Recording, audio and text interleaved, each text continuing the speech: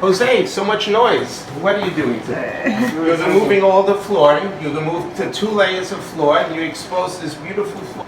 We're going to have the sander come in, and he's going to do 2 layers of sanding.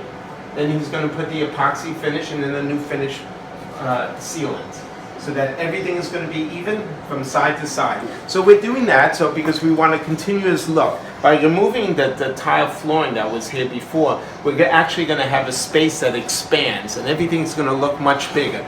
And the finish touches will be later on. You'll be seeing us putting new artwork and new photography here, so this will really be a transition space.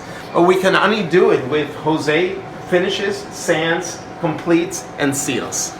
So this space has come a long way. Speaking about what to do with corridors. My goodness. Do you remember that this was tiled? It was tiled. This it was a tiled. vinyl tile, bare Vinyl walls, tiling. clothing hanging from hooks, and that's about it. Oh my God. But when we talk about the linen closet was a disaster on the inside.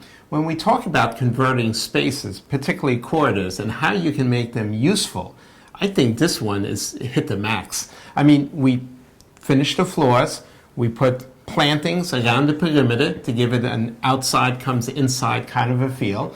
And we developed an organically designed photo gallery from floor to ceiling, which is still in progress. Which was a way to join our families together as we started this life together. I mean, I think that was one of the most important parts of it. And this all started because my mom gave me a family portrait of my ancestors that's like huge. It's huge. So we put it on this wall just behind Jeffrey, and it takes up the whole wall. Jeffrey flipped. He's like, oh, it's so big. I'm like, well, let's blow up your parents and put them on the wall.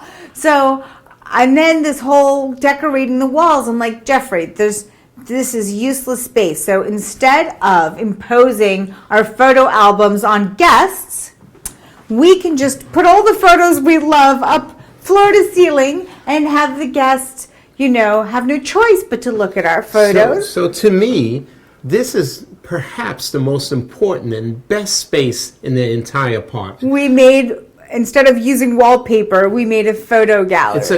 It's a connection to all the spaces. When you walk through here, you really get a spirit and a sense of history of our, you know, and people on vacation and doing sporty things and dancing and at parties. And people really understand who we are. Yeah. Both our past, our current, and into the future. Now let's give some tips.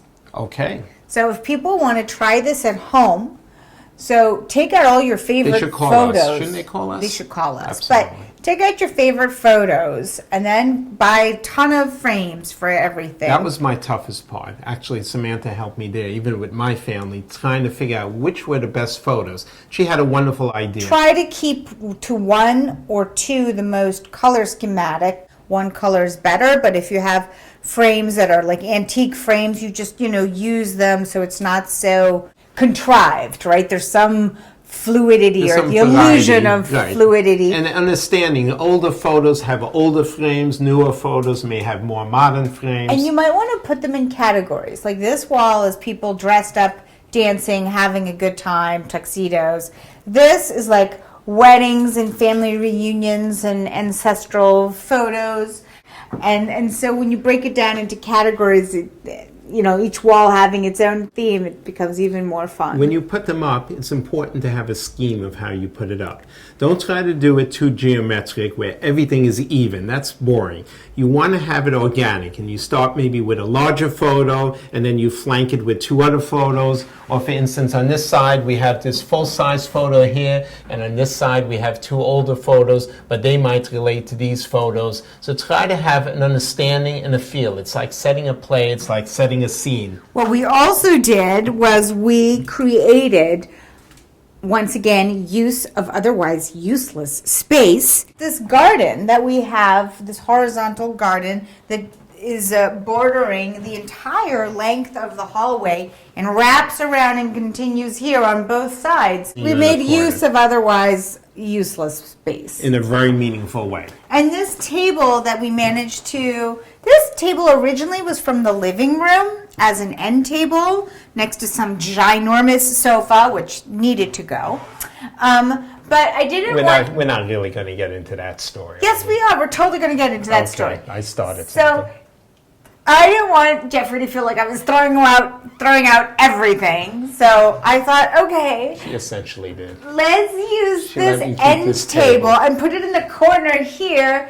And it's like a table for landing. So right now it's the photo project. But sometimes I put things here that I'm bringing to over there and so on and so forth.